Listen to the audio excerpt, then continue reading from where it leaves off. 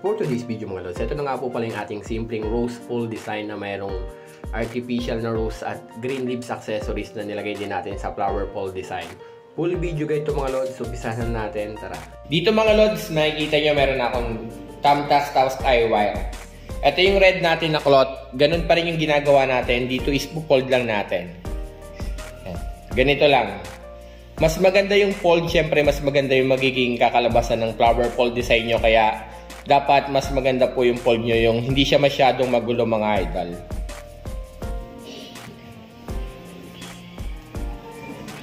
After nyo ma-fold, itatali na natin siya rito sa ating tie wire. Pag ganito nyo siya itatali para nasa ilalim yung pinakadulo. Yan. Ikot lang natin.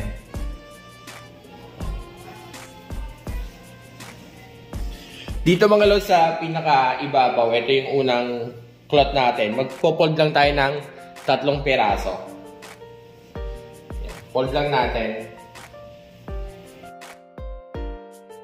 After nyo ma-fold yan, at least yung taas nito nasa 4 inches lang mga idol.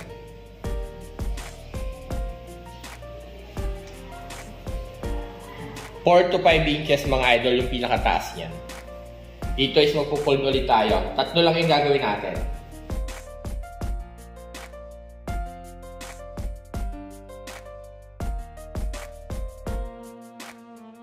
After nyo mabuo yung 3 mga lods, ito yung pinaka-tie wire nyo. Iikot nyo lang ulit yan sa pinaka-thumbtacks natin.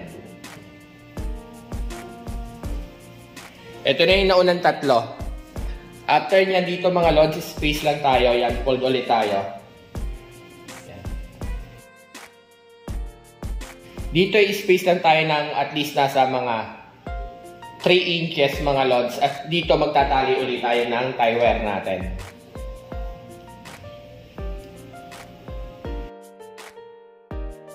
After natin may tali mga idol, yan.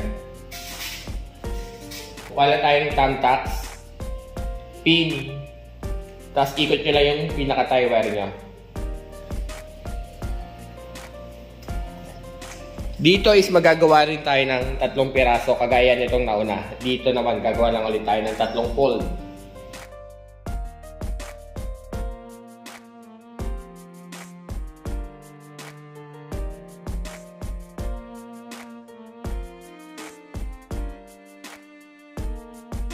After nyo ma-fold, itong sobrang wire nyo ulit is tatali nyo ulit sa thumbtacks nyo mga idol. Yan.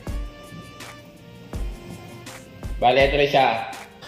At after natin nabuo mga lods, dito mapapansin nyo, ito yung pinakagitna ng table natin. Nag-space tayo at least sa 5 inches to 6. Tapos naglagay tayo ng tie wire, ganun din dito sa kabila. Tapos dito mga lods, gagawa ulit tayo ng scallop design papunta dito sa naunang thumbtacks. Magpo-fold lang tayo ng 2 piraso. Tapos dito sa pinakagitna natin, magpo-fold tayo dyan ng 5 folds, tapos 2 piraso rin doon. Tapos pagdating sa dulo, gagawa na lang din tayo ng 2 set na 3 folds mga idol sa corner mga idol. At dito nga mga lods, gagawa lang muna tayo ng scallop design. Once na nakapaggawa tayo ng scallop design, dito isitatali lang natin siya sa tie wire mga lods. At uumpisa na natin gumawa ng double fold sa unang tie wire natin na inilagay mga idol. After yan mga lods, dito is magpo-fold na tayo ng 2 fold. Ganun lang din uli yung size, at least nasa 5 inches mga idol.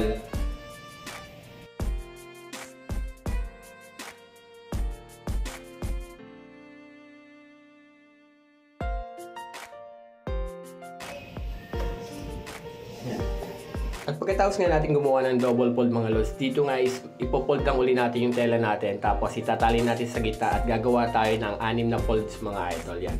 Dito is ipofold lang natin yung tela natin yan. Ipapass forward na natin mga lods. Yan. Dito is ganun din yung gagawin nyo kung gumawa kayo ng 2 fold dito sa kaliwa. Dito naman is gagawa tayo ng 6 na piraso mga idol. Yan. Ang taas ng pleats or yung fold natin is nasa 5 to 6 inches din mga idol. Gagawa lang tayo ng 6 na fold mga idol.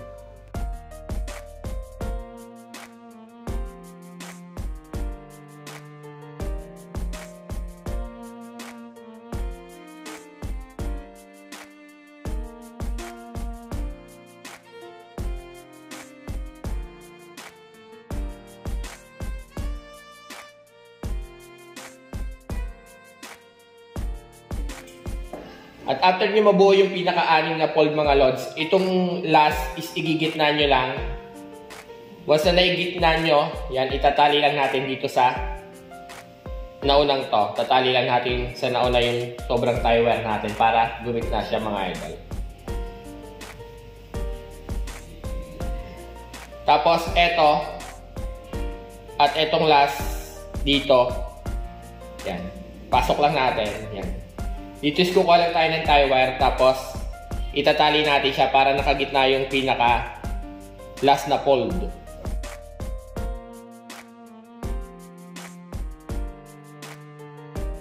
Yan, bali ito na siya mga lods yan. Itinali lang natin yung pinaka dalawang last sa dulo, pinagdugtong natin, tapos binuo natin siya ng parang star, pa-star or pabulaklak na shape mga lods. Bale, ito na siya yung dalawa kanina, tapos ito yung pabulaklak. Tapos dito, magagawa ulit tayo ng dalawang fold, kagaya ng ginawa natin dito mga idol. At dito nga mga lods, kagaya na sabi ko mga lods, is gagawin nyo lang din yung ginawa nyo sa kaliwang side mga idol. Dito is magpo-fold lang din kayo ng dalawang fold mga lods para gagawin nating flower fold sa kaliwa at sa kanan. Bali, ganyan na itsura niyan, yan. 2 folds, 5, 2, tapos dalawang 3. Ngayon gagawa tayo ng scallop design dito or swag design kagaya nito.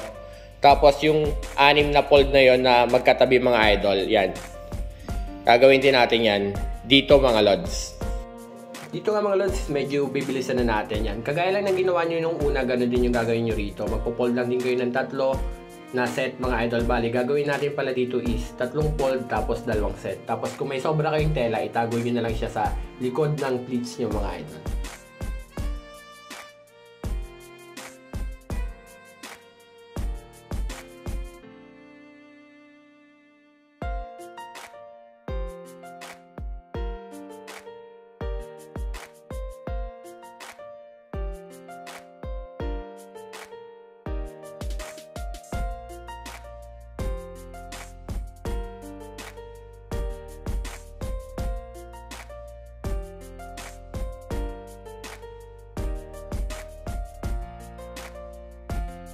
At dito mga lods, bubukahin na natin siya. Gagawin lang natin siyang pa rose na design mga idol. Kukunin lang natin yung pinaka dulo muna. Yan. Yan. Tapos dito is ikot lang natin. Iikot nyo lang mga lods.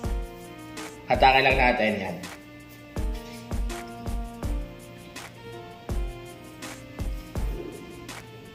Hatakin lang natin mga lods yan. Ito yung cloth. Ito yung pinaka dulo. Ikot lang natin ang isa, yan. Ikot nyo na muna ang isa. Yan. Tapos hatak. Basta inikot nyo, yan. Roll nyo lang pabilog. Hatak lang tayo ng cloth. Yan. Pagka galing dito, ibabalik naman natin siya paikot, yan. Tapos yung cloth, hatakin lang ulit natin. Hatakin nyo siya ng buo, yan. Sagad nyo lang siya rito. Ikot nyo lang ulit. Pagdating dito, yan. Kunin nyo na yung kabilang dulo nito. Yan. Yan. Bibilugin nyo na siya rito. Tapos lalagyan nyo na siya ng pin. Tusukin nyo lang siya lagpasan. Tapos push nyo siya paloob.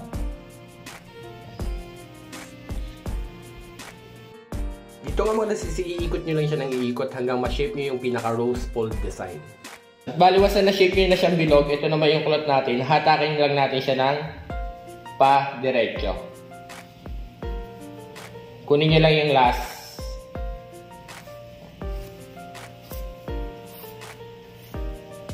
Hatakin lang natin diretso. Pabilog mga idol. Iikot lang natin dito sa rose fold natin.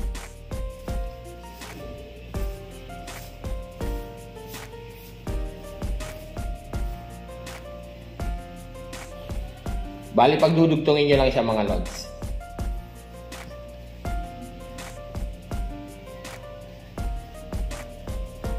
Yan.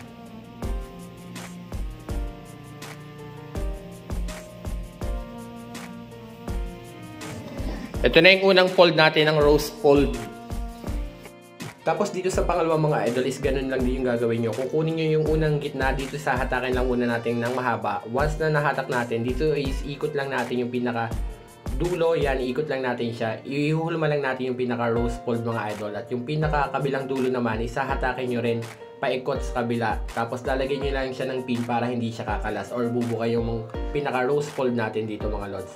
At sa bandang gilid nga is hatakin nyo na lang yung pinaka-fold natin na pabilog sa pinaka-rose fold yan sa gitna yan. Dito isahatakin natin siya ng pabilog. At yun din kabila para mabuo natin yung rose fold design.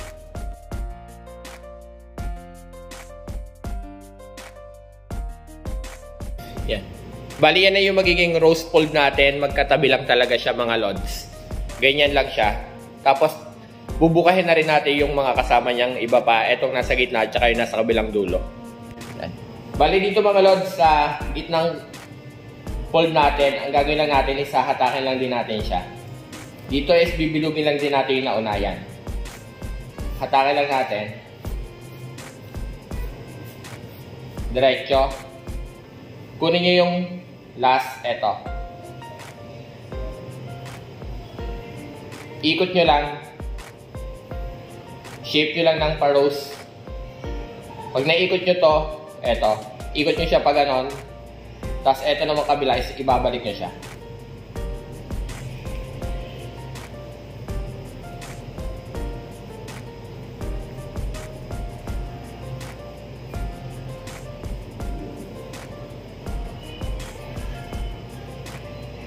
Shape lang natin siya ng bilog. Dito nga iikot nyo lang siya mga idol yan para mabuo yung rose fold. Kung nahihirapan naman kayo, pwede naman siyang hilahin lang siyang pasigsag sa gitna at yun na yung magiging design niya.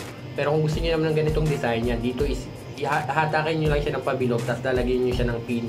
Tapos yung gilid naman mga lods na 6 na petals or yung 5 petals na nakaikot sa rose fold natin. Iikot nyo lang siya mga lods, pabalik-balik lang na gano'n. Tapos yung bawat dulo is pagdudugtungin nyo lang. Palaki mga idol. Mag-i-start kayo ng maliit na hatak. Tapos, hahatakin nyo siya ng pasigsag na palaki. After na dito is bubukahin na natin siya ng pasigsag. Dito ngayon hatakin lang natin. Kagaya sabi ko, hatakin nyo siya ng maliliit na pasigsag. Tapos, yung habang lumalayo yung hatak mga idol is palaki siya ng palaki. Dire-diretso lang yung hatak mga lods na ganyan. Dito nga is kahit hatakin nyo lang muna siya ng dire-diretso, once na hatak nyo na lahat paikot, saka nyo na lang siya aayusin.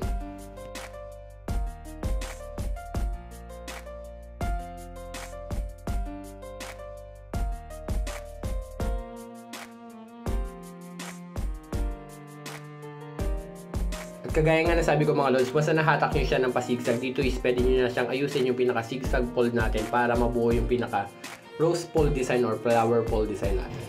Bali, ito na siya mga lods. Next gagawin natin, bubukahin naman natin yung nasa gilid.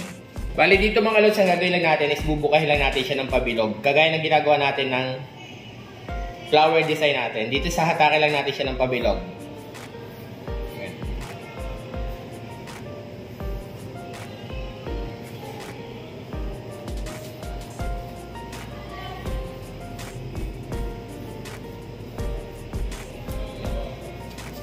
Pabilog na shape lang siya mga idol. Yan.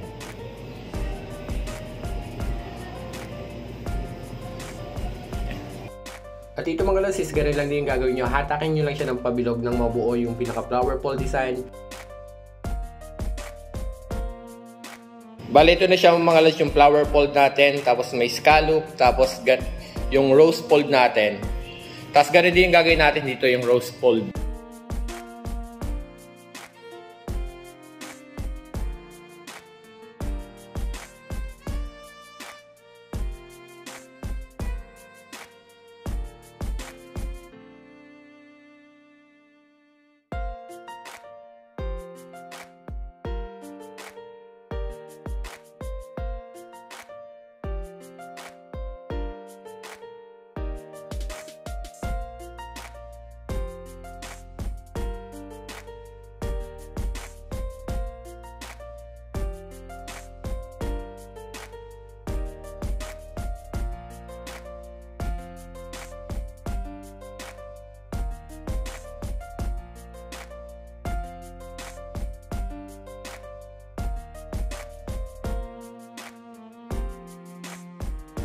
At bali ito na siya mga lods, yung ating rose fold design, tapos may flower fold na dalawang maliit sa gilid.